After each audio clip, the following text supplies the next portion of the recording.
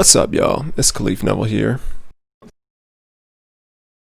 And today, I'm going to be showing you how I made that track that you just heard, my Queens Gambit inspired beat, work, piece of music, piece of art.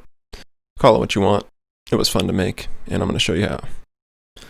Alright, so the first thing we're going to talk about is my inspiration, because that is the first step in starting the fire of creativity, is being inspired. And to put it simply, the show was very inspiring. That's why I'm making these videos. That's why I made that track. And, you know, that's probably the easiest way to be inspired, is to intake, observe, watch other art, whether it's directly related to what you want to do or totally different. You know, sometimes when I go see a dance performance, that'll inspire me more than going to a concert. But just intaking art is the best way to be inspired, guaranteed. So for this one, what inspired me most about the the series itself, was really just the way the story was told. It was so effective and it was so artistic. And I think that's one great thing about streaming services.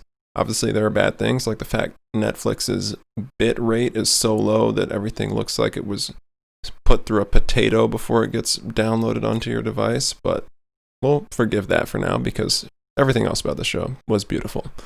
The cinematography, lighting, acting, writing, all of it. Wardrobe, everything. Perfect, okay? I mean, nothing's 100% perfect. I could name a few scenes that I had slight problems with, but that's not the point, you know? The point is, it was really good. And a big part of that to me was the music. Is that because I'm a musician? You know, I don't really think so. I think the music really was a huge part of what made it work as a whole on a lot of levels. And it really stood out to me because it was very unique. And I'm a sucker for creativity, not just in terms of making things like music or whatever, but in terms of being original and being creative in terms of how you make your art. And Carlos Rafael Rivera, who was the composer for this show, he was very original and creative, and I appreciated that. And the first thing that stuck out to me was his use of the piano as the lead instrument in a lot of themes, namely Beth's theme, Barkov's theme, and half of the other themes. And, it was pretty incredible, because you don't often see piano as the lead. Piano, you might get it once in a while to fill out something or to have a particular vibe, but it's difficult to write a lot of music for piano as a lead instrument in a film, because it doesn't have a lot of energy, you know? And he pulled it off. And obviously some themes didn't have it, like the main theme does not have piano at the forefront, and it's very energetic, and I think that's part of the reason it is hard to get the gas, if you will, with the piano. But for all the other ones, he really sold it. And one of the coolest ways about how he used the piano was it wasn't just a run-of-the-mill grand or upright piano that sounded very proper and clean. It was a kind of organic sounding, very felty and percussive-y, maybe not percussive, but had a lot of character to the hits of the notes kind of piano. And I really dug that. I thought that was cool because, like I said, I love being original, I love being creative. And if you can take an instrument that usually sounds one way and make it sound different, but not totally throw it off, like he didn't add a bunch of effects or anything, he just physically messed with the piano. Or maybe he didn't, maybe he just had a piano that has that sound. But it was great, and it really worked. It added a lot more character to the piano, which I think is the one problem with writing for it, is it's a piano. It sounds like a piano. It's not much more than that.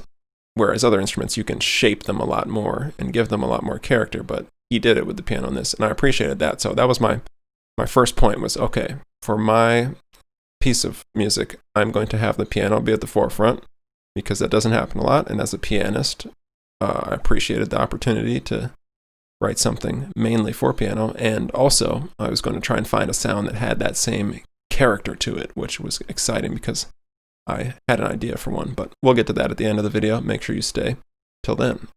Anyhow, the next part was the rhythm. I could talk all day about what I observed in the score, but I'll try and keep it simple. Basically, most of the rhythms in the show have a triplet feel or 3/4 feel. And I think the reason for that is that it gives a more perpetual motion to things, which can help maintain interest, particularly in something like playing chess.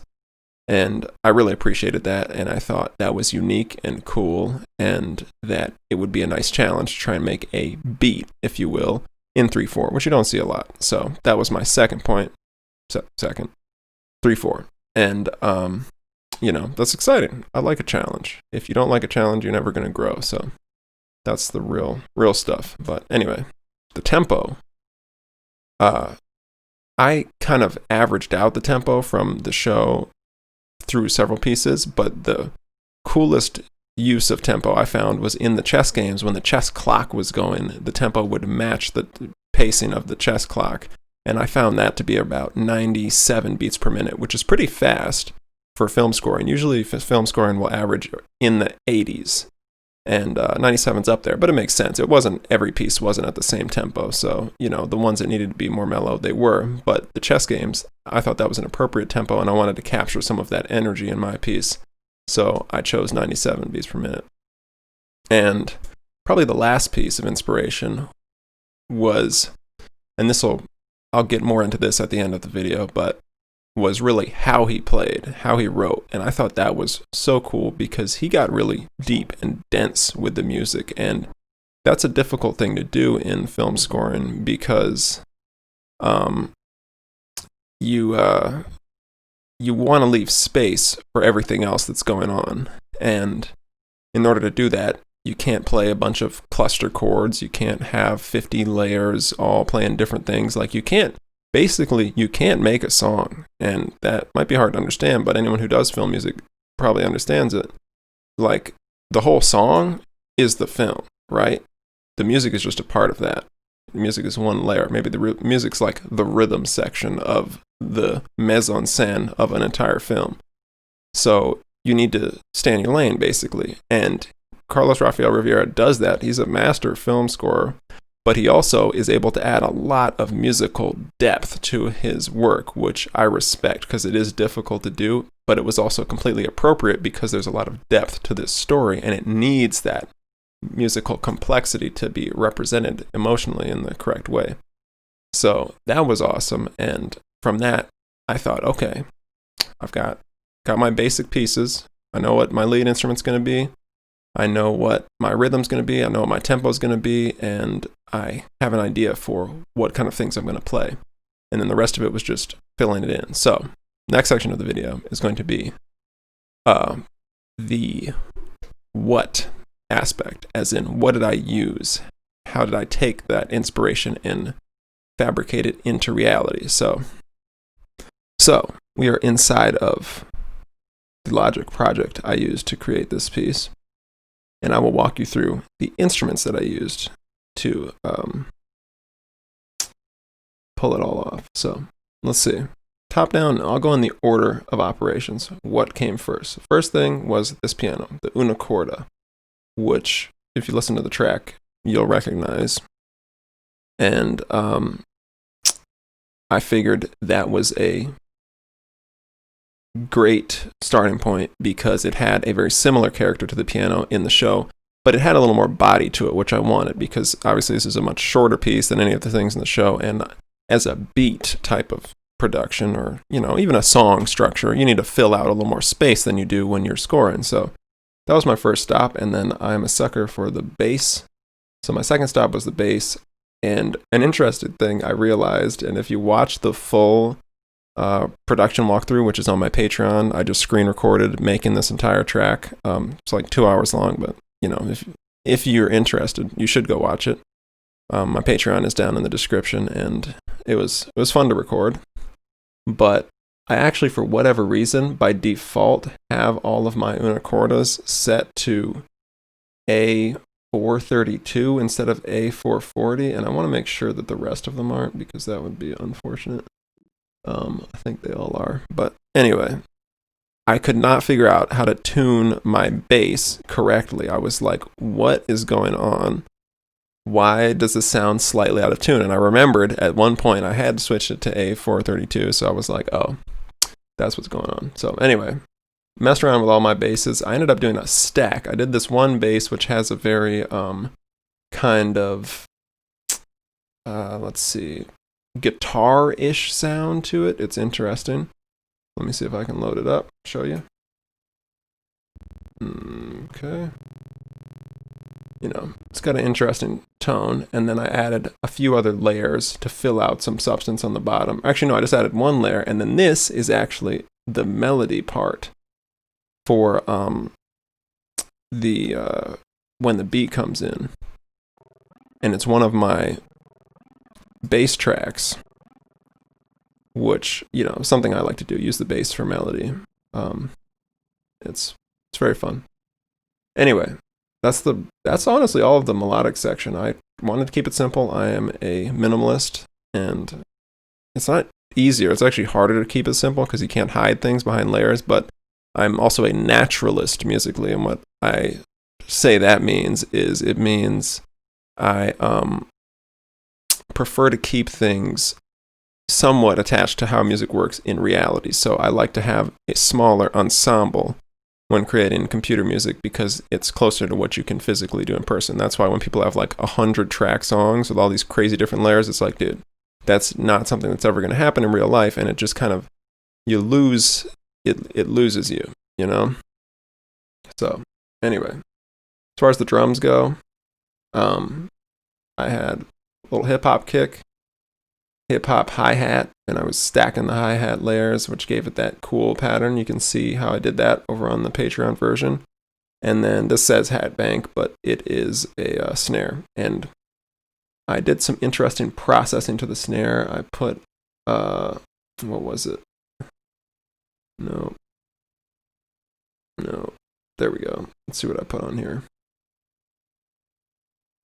Yes, I put some phaser and tremolo on it to give it a little bit of a diffused sound, because one weird thing about film scoring, and it took me a while to realize this, even though it's honestly very simple, is you're hardly ever going to use the snare drum.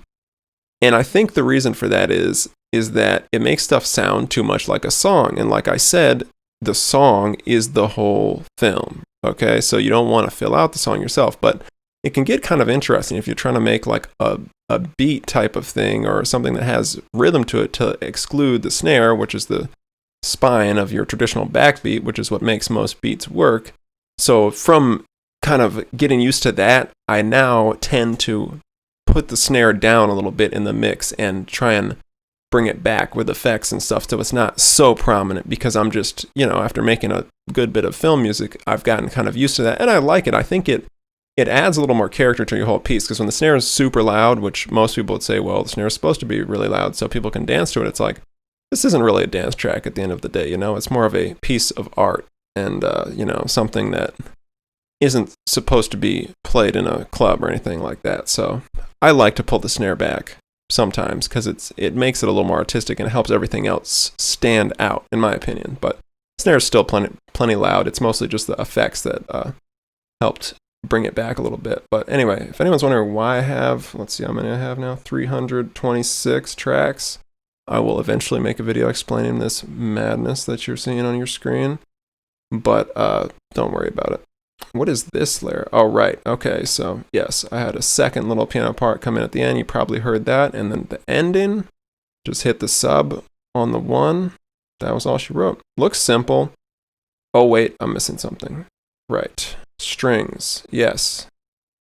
Strings are fun. Strings are very difficult to do on a computer. It took me about half the time I took to make the whole thing just working on the strings to get them to sound even half decent, in my opinion, and they still don't sound that good. It's very hard. It takes a lot of time. You got to massage the dynamics and do a lot of stuff like that. But yeah, it was fun, and I had to bounce it in place because it was making my computer lag out. So anyway, yes, it was a good time. I used the Spitfire libraries. I will do reviews on all of those eventually, but for now, that's all you need to know. And yeah, it's a good time. You know what the track sounds like. If you want to see exactly how I made it, go over to Patreon. That's it'd make this video a whole lot longer if I went any more in depth. But there's still one more part to this. And what is that? What I would call why. Why did I pick these instruments? Wait, no. Why did I play what I did. That's the why. Which really, if I was thinking about the whole structure of the video, that would be more of a how, as in how did I make this? But anyway, why did I play what I played? Well, the main progression is, let's see what it is, if I can remember. It's that. Yeah, good stuff. So that main part is a C minor 9 chord, played as an ostinato, I would call it, into an F major. And that relationship is very interesting because the relationship of the major 1 to the minor 4 is very suspenseful, it's very minor, but if you invert it and you go minor 1 to the major 4, it totally diffuses that minor energy. And it's a nice yin and yang effect. And I found that a lot in the score to Queens Gambit, where you'd have this intense thing going, and then you'd modulate, or you'd move to a chord that wasn't totally in the scale, like a major 4 over a minor, and it would kind of diffuse that energy, and it was this nice balance between seriousness and lightness, and I think that was an important part of the show. Like, it was serious overall, of course, but it maintained its air of happiness and its character, and I think that's what made things work more, you know? It was that it was dynamic in that way, and dynamics are the most important part of all art, but you know, especially music and especially film scoring. So I really appreciated that, and that's why I picked that chord change. And what I added to it was a jump to the 5 at the end, because the 5 is obviously the most suspended by definition of suspension, as in it's holding you up. And people will argue, oh, well, if you play the flat 2 or whatever else, that'll suspend it just as much. That's, to me, that's altered suspension, you know? That's where you're out of the scale. The 5 is the clean suspension. If you play 1 and you play 5, it's going to take you back to 1. It's just how it works. So that's just how it goes. And also my dad, Charles Neville, would always end his songs with the 5, and he'd make it epic. So that's stuck in my head now. And, you know, I kind of do it all the time too. So anyway, goes up to the 5, ends, right? The second piano riff, when the beat comes in, is different from the first one, and it's actually pretty laid down in the mix. I'm not going to play it because I don't want to take up much time in the video, but I left space for all the other instruments, for the bass, for the new kind of synth melody, and for the strings. But the chord change is fundamentally the same. Just it goes 1 4 1 5 instead of 1 4 5 like it did in the first part. And that's just to reflect the structure. And in case anyone's wondering why it's so short, I've actually come to really appreciate making shorter pieces of music. To me, they're more artistic than long pieces, but I absolutely could have stretched this out into a 4-minute beat. But I didn't really want it to be a beat at the end of the day, because A, people would steal it, and B, I mean, you know, I wasn't trying to make a beat. I was trying to make a small little piece of art. So, which probably doesn't make sense because it's called a beat. The definitions are all over the place. If you are new to my channel, you'll know the one thing I say the most is music is subjective across the board. It's just how it works. So, yeah. Anyway, though, what else? The reason that I chose to use this synth melody on the drop, as you might call it, or the beat part, is because I wanted to have something that said, hey, this is a beat. You know, I know I just said it's not a beat. Whatever, man. It's all... It is a beat, but it's not a beat, if that helps. Anyway, I wanted to say, hey, you know, this isn't the same as the music from the film, because the piano part, I think, sounded relatively similar, but I wanted to give it some more punch. So with that synth part, it's setting it apart, you know? And it's saying this is its own thing, it's more modern. And that's kind of my whole idea with these or inspired by, you know, works of film beat projects, is that I want to add some modern style or character to these not older, but these worlds, you know? And I really love hip hop, I love trap, I love making beats, and to combine those two, because it is very similar, the process for making beats and film composing is very similar in a lot of ways, and combining it's fun, and I enjoy it, and I think that it's something that other people might get a kick out of too. So that's kind of my idea, to take the world of the film, modernize it a little bit with music, and give it the gas, give it the energy. So that's what the drums do. And the drum pattern, how did I come up with that? You know, I just I kind of felt it. 3/4 is very unique, so different things feel right, but the kick pattern that I came up with had that perpetual motion to it, and I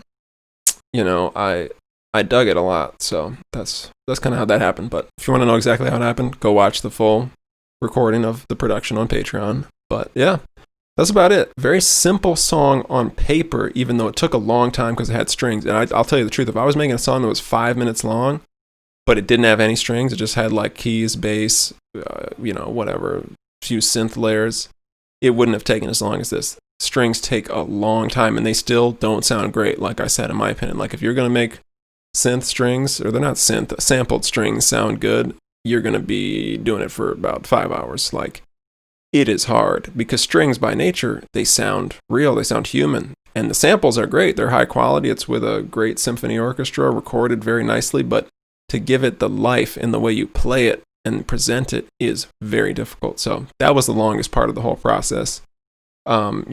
Mixing was pretty smooth. I've got, part of the reason I have this gigantic thing with all these tracks is because everything's kind of pre-mixed. I've got all the, I've got my bus with my multi-band compressor and all that stuff. And, I found a little bit of this low-mid garbage around 118 hertz, and I pulled that out. And still, when I listen to my car, and I will make a video called this eventually, probably the most important video I ever make. It's called Why You Should Always Reference Your Mix in Your Car.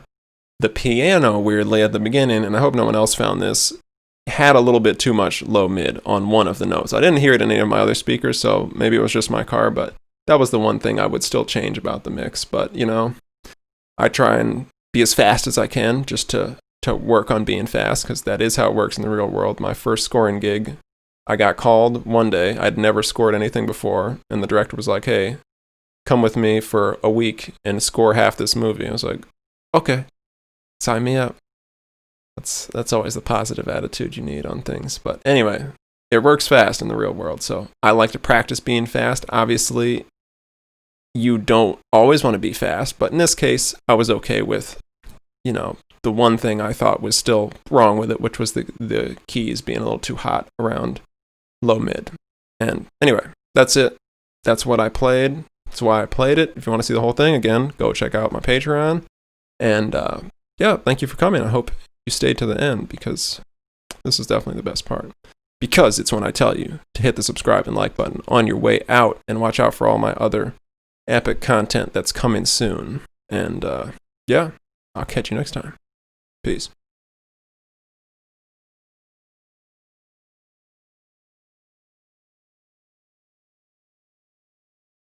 What the hell?